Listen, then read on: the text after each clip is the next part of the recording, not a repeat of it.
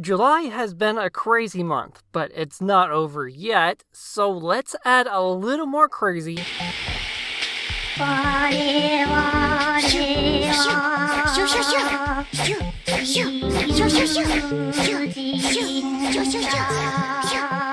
In the form of an anime that never really got the recognition it deserved, Kiznaiver. Like Darling in the Franxx, Kiznaiver is another Studio Trigger anime that tries to break through the anime industry's expected model. Studio Trigger produces a fair number of niche anime, if you will. So what is it about Kiznaiver that makes it special?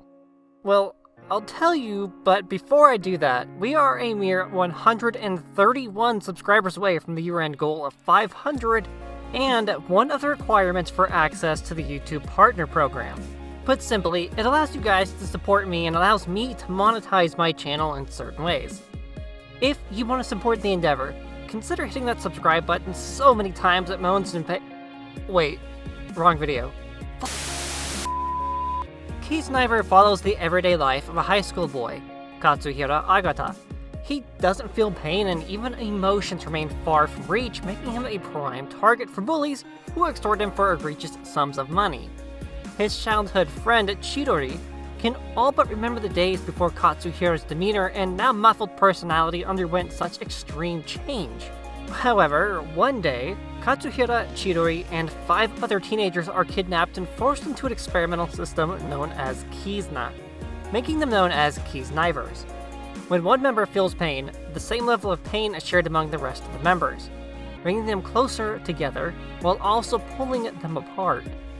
Designed with world peace in mind, Katsuhira and friends become the catalyst for an incomplete system.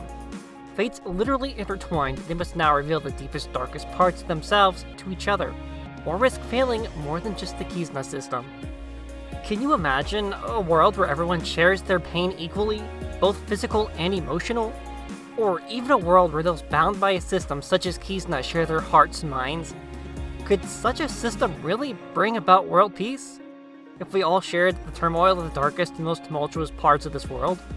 I think the answer to that question varies. To some degree, it seems possible, but at what cost?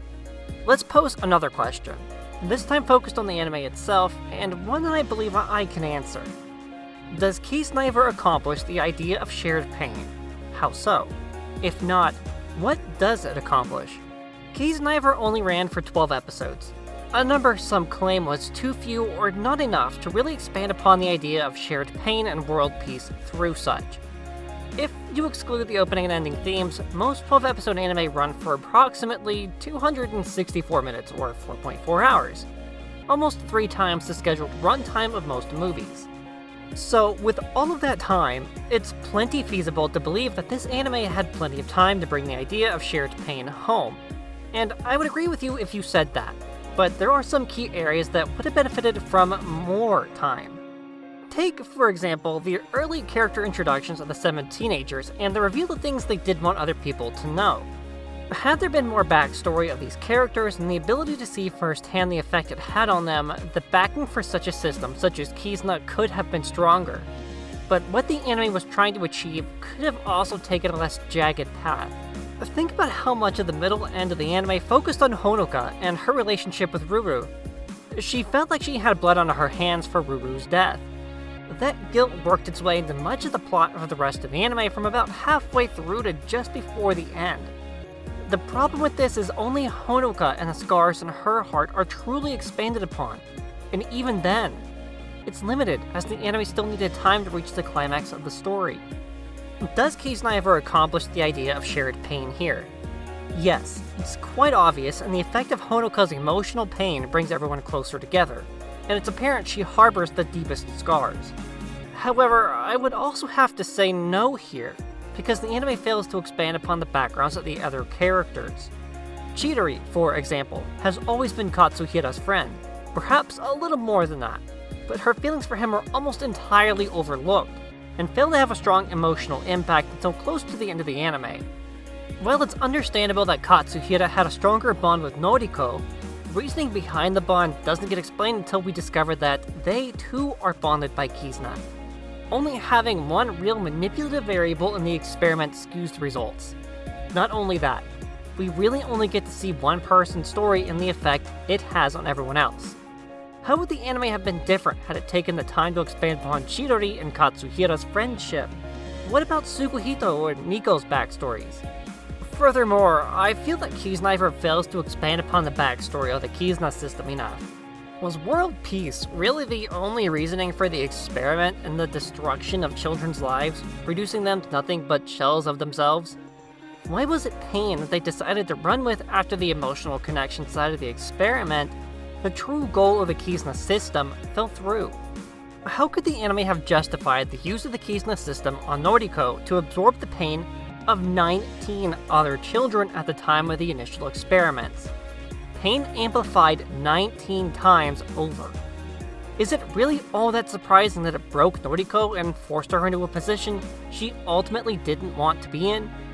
You're supposed to feel terrible because the entire premise of the Kizna system was like a puppet on a string, manipulating people's emotions, especially teenagers who were already dealing with the effects of puberty. World peace was the only justification the anime gave, and it was a weak one. Yes, you could almost certainly achieve something as idealistic as world peace through connected pain, but it's almost certainly unjustifiable to force suffering on countless times more people. But the thing is, Kizna could only be successful in adolescents and not adults, which throws a huge wrench into the premise. Let's say Kizna wasn't restricted to only a small percentage of the world population, and that it could work on everyone. How do you implement that kind of system, and how do you make it last longer than around the period of just a month? The anime stated that Katsuhira and the others would only be Kiznaivers for the duration of summer break, which is approximately only a month or two in Japan. That's almost certainly not enough time to achieve the desired effect of the Kizna system. To me, that doesn't accomplish the idea of bonding everyone together to share their pain. It only causes more suffering, as was apparent in episode 9. Well, those are all clear issues, and ones that don't really help to support the justification of the Kizna system, the anime still offers a window into a world where such a system is possible. All in all, I would say the anime does accomplish the idea of shared pain, even if it really only focused on the impacts one or two characters had on the story. That's not to say the other characters didn't play a part or weren't as important.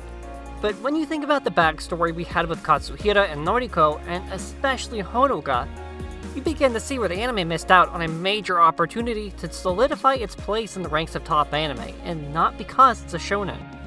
Yes, Kiznaiver does accomplish what it set out to portray, though in typical Studio Trigger fashion, it tried a little too hard to go above and beyond. Regardless, the anime has a clear plotline, and it's easy to distinguish the climax from much of the rest of the plot. Similarly, there are distinguishable parts of the anime that lead into the major plot episodes, such as when episode 8 talks about the origins of Kizna, and the eventual lead up into episode 9, the connection of everyone's thoughts. There are moments that are emotionally raw and equally as gritty, moments that delve into the human mind, portraying the human desire to be connected to someone else in some way. The anime may be a little overdramatic at times, but how else would you paint such a messy picture? Emotions are crazy and driven by chemicals produced in our brains. Kiznaiver not only proves that emotions are complex, but that everyone has their own way of coping with the scars in their hearts. Not something to take lightly. We laugh, cry, and sometimes even lash out at others, and those are all human reactions. The very same reactions that Kiznaiver sought to explore and enhance. How do you equally distribute pain among other people? And what happens when the wounds we sought to bury surface again? This isn't an unrealistic approach. In fact, Kiznaiver should be rewarded for going where no one has gone before. Despite its lack of backstory and justification for several characters, such as Nico's cutie nature and Tsukuhito's desire to keep his childhood weight off, Kiznaiver still does as good a job as any fictional work of media can given time constraints and budgeting for other projects. When you consider what the anime tried to accomplish in such a short time, there wasn't much choice in how character dynamics fleshed out, which did create some larger-than-life moments. Even so, there is general agreement on the cinematography side of things. It had to be the supporting pieces that certain aspects of the anime lacked. The interpersonal relationships and feelings that were built between the characters were important, but there were times when interactions felt a little hollow or lacking. But that's to be expected. Kiznaiver likely wasn't meant to be the next Studio Trigger hit, but it still defies expectations. For anyone wanting to check this anime out, I highly recommend it, but I also suggest not dragging it out. It's best to watch this one in a shorter span of time so as to get the maximum emotional draw the anime has towards the middle and latter half of the story. Kiznaiver accomplishes the idea of shared pain through bonded connections with other humans. It's an eye-opening story worth an initial watch and a rewatch.